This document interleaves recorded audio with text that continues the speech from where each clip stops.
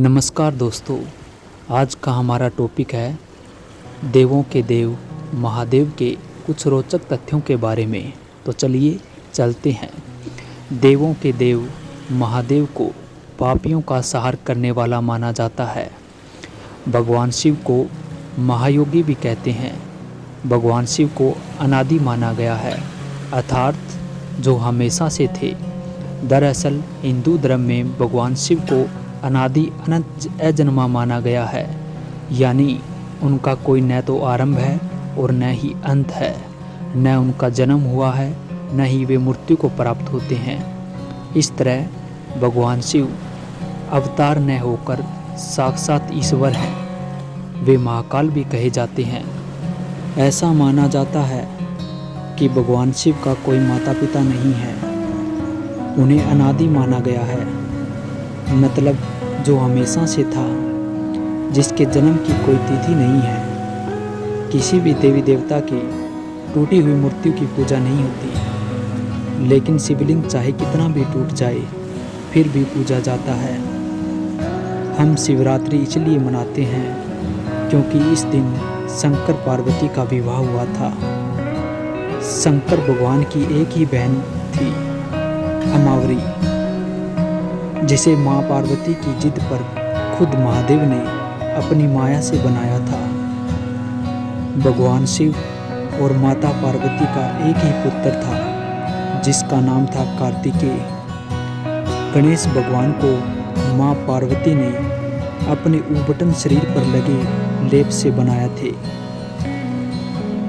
माँ गंगा भगवान शिव के सिर से बहती है, क्योंकि देवी गंगा को जब धरती पर उतारने की सोची तो एक समस्या आ गई थी। इनके वेग से तो भारी विनाश हो जाएगा। तब शंकर भगवान को मनाया गया कि पहले गंगा को अपनी जटाओं में बांध ले, फिर धीरे धीरे दिशाओं में उन्हें धरती पर उतार दे।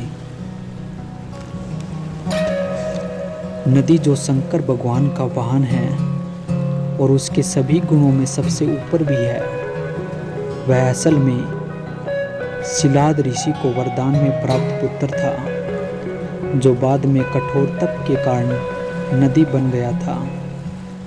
जिस बाघ की खाल को भगवान शिव पहनते हैं, उस बाघ को उन्होंने खुद अपने हाथों से मारा था। भगवान शिव के गले में जो सांप लिपटा रहता है, उसका नाम वासुकी है।